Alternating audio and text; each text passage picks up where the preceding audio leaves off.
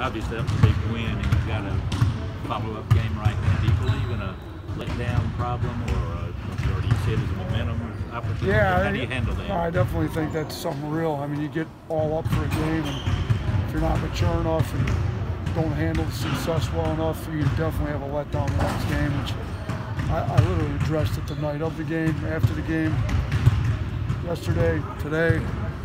We'll be addressing it again tomorrow. Like, we got to make sure our energy's up. We got to make sure we're not still living on past success. Like, if you come in and lose, to Missouri, the Auburn game really didn't mean that much. You'd be 2-3 in the league and really behind the 8 ball. So we had to come in playing well.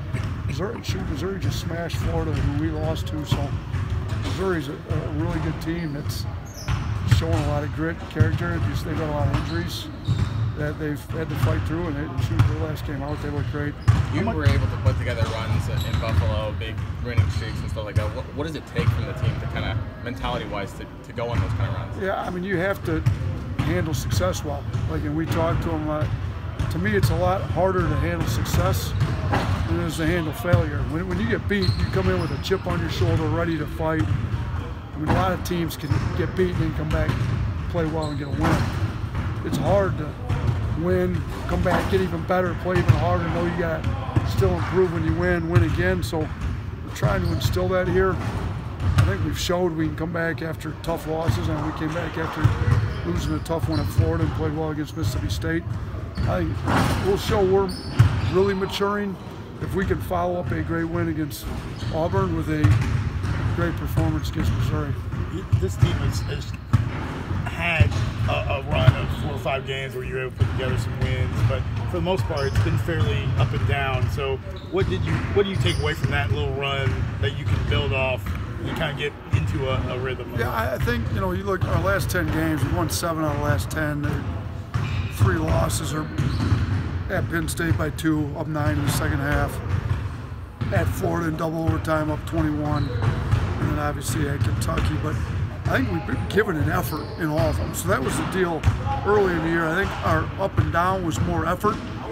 When you give an effort every game, whether you make shots or miss shots, you're still playing well enough to win. So I think we just proved these last 2 games. We haven't shot the ball well, but we've been playing well and got a big win against Auburn. Even against Kentucky, we didn't shoot it well. We were in that. That was a 2-possession game with a minute to go. So, we just got to give an effort every night. And then we've been talking a lot about our shot selection. We got to get better shots, more uncontested shots. So I think if we can do that, the shots will start dropping again like they were. All of basketball Twitter kind of had a lot of fun with the rivalry after the win. What are your thoughts on that? Does it add to the rivalry, or are you concerned that they'll get bulleted in more material? I don't know. I don't run that one. I actually deleted all social media apps off my phone like a week or so ago. I put it back on my phone to tweet out thanks to the students. I took it back off then, so I'm trying to stay off it myself. I did see one, and what did they say? The look on the students' faces after the guy. I'm sure it's great. Aaron does a good job with our social media account. I don't know. I don't even know anything else other than that one you're talking about. But look, the game's played on the floor. Whether I'm not one to try to give them too much to incite them, but I can guarantee you Auburn will be ready to play when we come play them at their place, no matter what our social media account said. Missouri really tries to create offense with their defense. I think they lead the league in steals. Yeah, they really overplay out front. What are the challenges they're tackling? Yeah, we had gotten our turnovers under control. We had the issue early in the year. Had really done a great job, single digits, 10, 12 right in there. Then we had 15 against Auburn. So it's back, became a problem. Missouri causes problems. They've got the #1 steals guy in the league. So we're going to have to get back to where we're taking care of it. A lot of that is how Kyra plays with the ball. I think he's playing well, though. His confidence is up. So hopefully we can get that back down, somewhere between 8 and 12. If we're between 8 and 12, I think our offense will be all right. How are you guys doing health-wise? We didn't see Galen out there.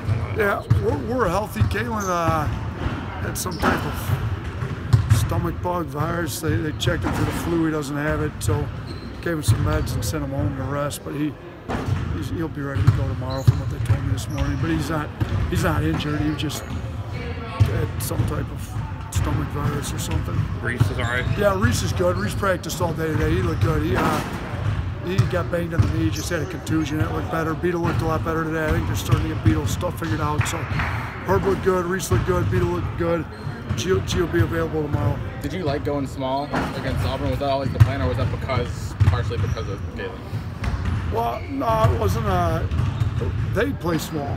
I mean, when Wiley's not in the game, they have 5 guys out there that shoot threes and handle the ball and press. So, I mean, we planned on. We opened like we opened. We went small. I mean, the other thing is when they had Wiley in, you could play Reese and guard Wiley with Reese. Everybody else is a perimeter player. I don't care what they label them. They have 4 perimeter players around Wiley. Wiley comes out, they got 5 perimeter players.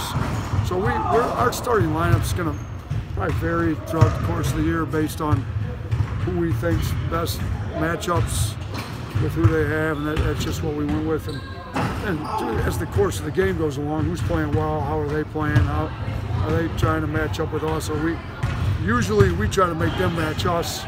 We put shooting on the floor, they got match. It was hard for them to keep playing Wiley. You got Reese out there. Reese, Wiley could come out and guard him. So, it worked to our advantage. Reese got a little hurt in the second half, and I thought Galen and Jamie did a really good job for us in the second half. You mentioned, Missouri's win over Florida.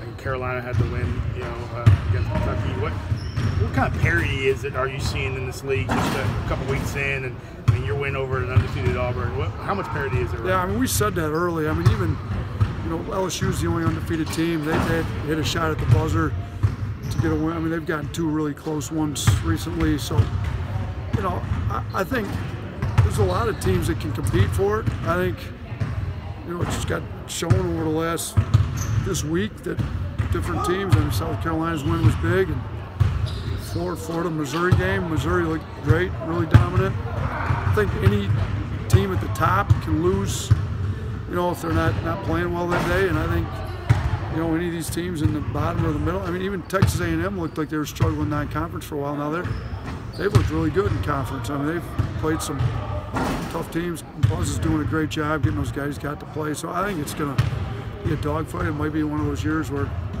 nobody really runs away with it. It's what we need to have happen if we're going to try to challenge for it. We don't need Kentucky, LSU, Florida, Arkansas, whoever it may be, trying to run away, Auburn, trying to run away with it at the top. We need to try to stay within striking distance here as it goes on. You brought up the NCAA tournament after the game. Is that something you guys talk a lot about, or is it more just a game-on-game? How often do you kind of discuss it? We discussed it early in the year. If we want to play in it, what we have to do. I thought last year at Buffalo, once we won games early, we knew we were in the tournament. It was more talking about seeding. I think here right now, I mean, you got to give them something to play for. And we're like, we may have been counted out early. The SEC's good enough. If you come in and play well enough during conference play, you can play your way into the NCAA tournament. So now we've got a signature win. I mean, you look at our net, our Ken Powell, all the analytics, like we're there. There's teams that have been at-large bids to the NCAA tournament with a lot worse metrics than we have right now. We played a tough schedule. We lost some. We were injured early. And I think we talk about it not often. I mean, if you talk about it all the time, then it's going to distract you from the job at hand that day. But you got to give them hope too that there's. I mean, they played in the NIT last year. They're not trying to play in the NIT again this year. Those guys want to play in the NCAA tournament. I've coached 3 out of 4 years. I've been a head coach. I've coached in the NCAA tournament. There's nothing like it. I want to be coaching in the NCAA tournament in March. They want to be playing, so we'll talk about it here and there. And we got a shot to get ourselves in. We just got to keep playing well here. Let's do another 1 or 2 questions, guys. Anything else?